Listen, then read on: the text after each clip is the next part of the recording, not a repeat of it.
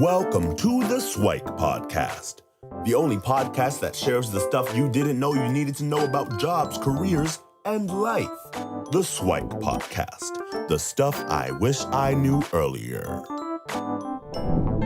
Hi, everyone, and welcome to the SIWIKE Stuff I Wish I Knew Earlier podcast. We're here with our new student guest host, Melissa Trinh, and she comes to us with a background in marketing, and then she'll tell us a little bit about what she's doing now, and then we'll go back in time and revisit what she was like as a kid. So, Melissa, what are you up to now? So currently I'm back to school. I used to be Luki marketing and content creator, but now I'm coming back to school just to finish my degree. Still looking for a job for co-op for next term. Um, I'm focusing more on sales right now, but that's about it for now. Sounds good. So yeah, for those that don't know or haven't visited Melissa's Corner on the YouTube channel, hopefully you take a look at some of the videos, but I thought it'd be good to do a little bit of a deeper dive and background on you so that folks know a little bit about you. So on that, then what if you were to tell us a little bit about what were you like as a kid? So tell us about Melissa growing up, some fond memories as you were growing up and getting to the path you are now. So when I was a kid, I was a different person than I am than most people. I like to do things and so uh, I don't when I was a kid, I think I'm still very outgoing now, but back then I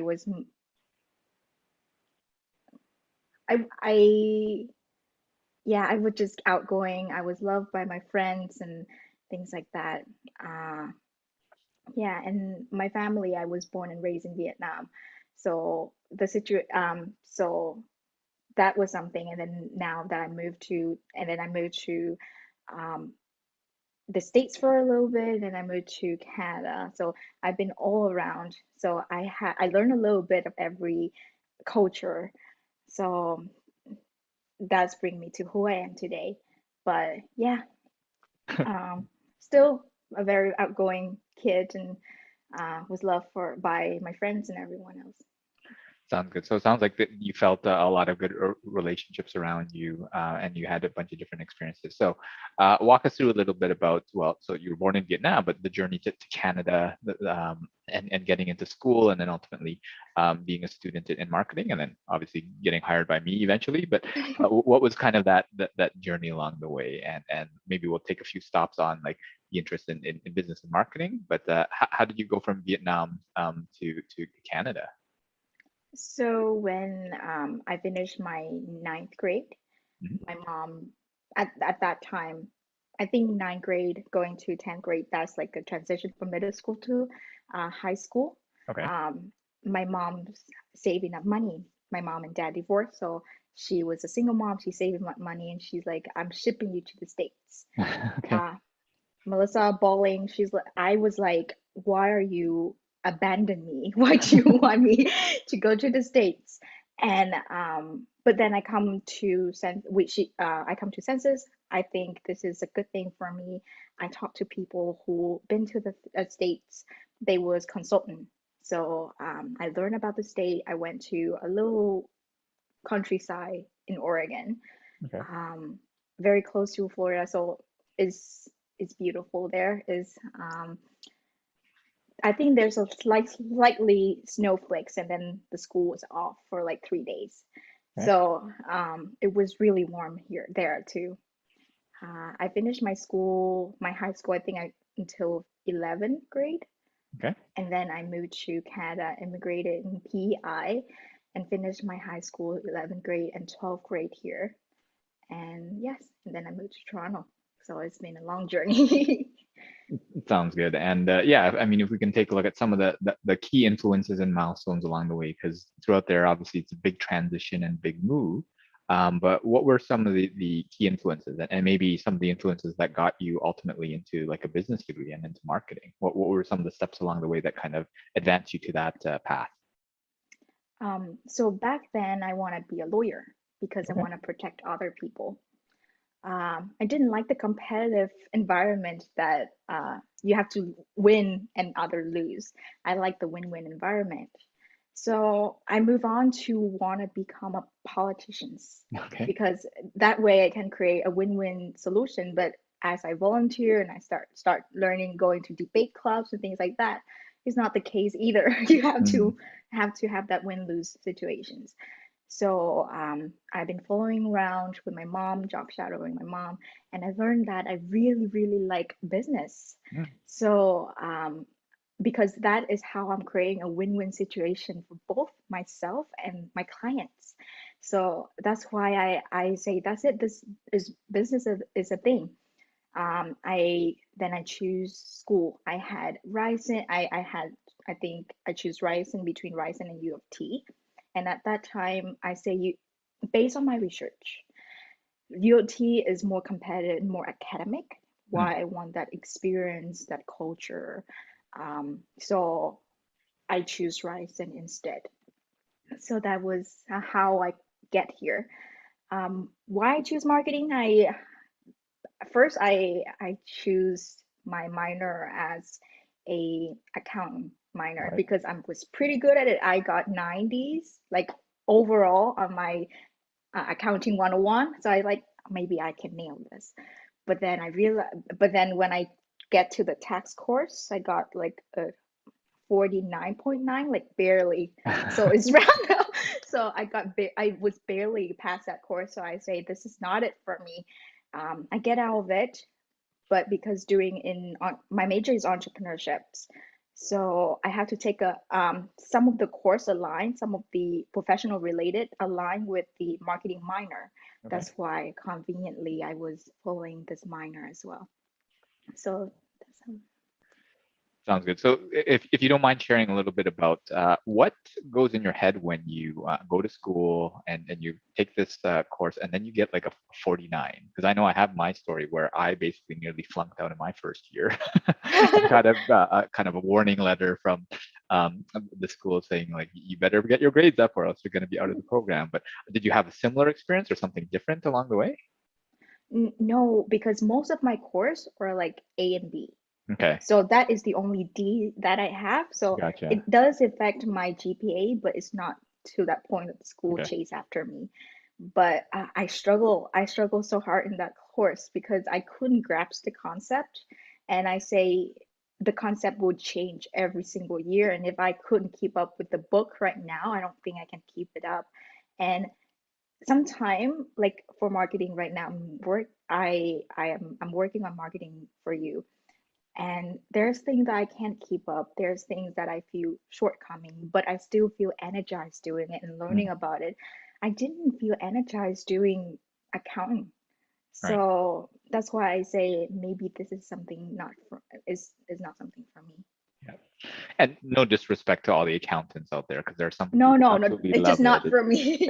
Exactly. So oftentimes what you need to do is take a look at your preferences and your interests and especially experience it, right? Because Exactly. sometimes through like an academic course or through just what they show on TV or a YouTube video, you get a little bit of it, but to actually go in and do it is definitely very helpful. Um, so that kind of brings us to like close to present day, and talk to us a little bit about, I guess, some of the different, I guess, milestones recently. So obviously you started with kind of the co-op term, and you tried to grow like the YouTube channel and Instagram and stuff like that. What are some of the kind of learnings that you got from that experience, if you don't mind sharing? Um, the learning I got from it is I really enjoyed it. I really enjoyed the Okay. creativity aspect of it. I really enjoyed the communication strategies, and then I really enjoy like looking at the data and trying to understand what does people want. So that aspect I really enjoyed it. One thing that I think I'm missing is that human interaction, that Mm, one-on-one basis. I know I have you. I was chatting with you every single week, but I think I want something more than that. So for the next step, I'm looking for a role in sales because mm, it's very similar to marketing. It's still looking at the data and trying to understand people. but now I can have a one-on-one basis with a person, and I can have immediate feedback from them, so I can understand them better.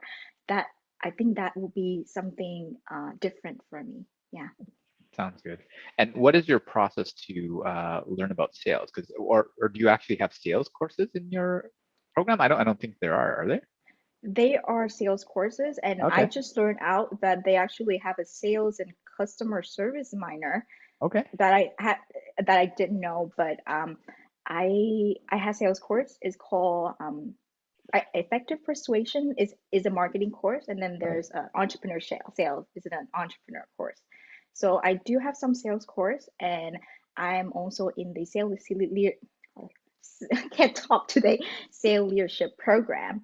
Mhm. So the sales leadership program is recognized that we are one of the best English sales program uh, in Canada. So Cool. I'm really excited for that. I got training. I got a lot of training from the program. I have a mentor who is a sales professional who's helped me with all the strategies and things like that.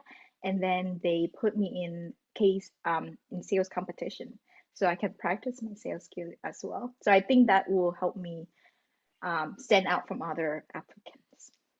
Sounds good. And obviously, we just kind of glossed over a lot of your history because there's a lot of things that happen in the US, in Canada, and all your transition points, but we'll probably save those for future episodes. But if you were to sum up a couple of pieces of SWIKE, the stuff I wish I knew earlier, to young Melissa in kind of various tumultuous times in your career and your life, what are some of the maybe the top three that you might share with yourself, or if you have more or less, then that's fine too. So what is some of the SWIKE that you would have shared for your younger self? One thing I don't think I wouldn't change anything that young Melissa have did, because that what make me today, and that what make me today. But there's one thing that I wish young Melissa would do, that is having an open mind and Mm, actually enjoy the ride. That's and for um any of the high school university student out there, sometime when you expect a goal, like if I achieve something for me to be happy, um, it's become draining, and your happiness will become really short term. So okay. for example, you say, I when I get to GPA 4.0, I'll be happy. You got your GPA 4.0, you're happy, and your happiness will be really short. Now you have to Right. chase another goal. So instead, enjoy the ride by enjoying the learning process, and enjoy um, everything that come along, and enjoy the challenges, and enjoy the ups and downs.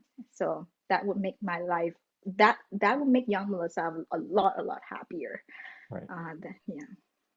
Yeah, and I think that's the typical the quote where life's about the journey, not the destination. And what Mhm. comes to mind is another quote that I love. It's for there is nothing good or bad, and thinking makes it so. Right. Yeah. So whatever you're doing in the moment, whether it's you're achieving your goal, you're failing, or you're doing whatever, it's up to you to make something of it. Right. Yeah. And failing is kind of in air quotes in the sense that, well, it's not failure. The only time it's failure is when you stop. Right? Yeah. And then that's the ultimate failure. But if you keep on going and you learn from it and you get better and you grow, well, then that's something that you can do. So having that open mind, and that's probably something that I wish that I did more of, instead of just kind of holding back and not even trying and not even putting that forward. Um, well, that's definitely a good piece of advice for yourself, even though you wouldn't change yourself. But that's something that I'm sure could have been helpful for yourself. So, are there any other words of wisdom that you'd want to share with folks, or what are some of the future aspirations that we can look forward to hearing from you? Um, for now, still, if you haven't subscribed to the Focus Inspire channel, subscribe, because there's a lot of episode from Luki, and then also from myself, from my corner, coming out. Comment on what you want us to talk about, and check checking on us often, because we have a lot going on, and we love to share our ideas and our aspiration and our um, insight for you. For sure. So it looks like that we'll have more content coming up. And yeah, if folks want to connect, you can obviously see it on the YouTube channel, but can they connect with you on LinkedIn if they're interested? Yes, for sure. We'll include my LinkedIn in the description, so anyone wanna connect, just message me, and then we will connect. Sounds good. So thanks so much, Melissa, for joining us for this intro episode, and hopefully we'll have you back for a future episode. Thank you for having me. Thanks for joining us on the SIWIKE Stuff I Wish I Knew Earlier, the podcast. If you like the podcast, please subscribe on iTunes, Stitcher, or wherever you found this podcast. And if you can give us a review, that would be very appreciated. Feel free to contact me on LinkedIn at Lukidanu, Lukidanu, and the same on most social media platforms. And I look forward to hearing from you. Thanks. Bye.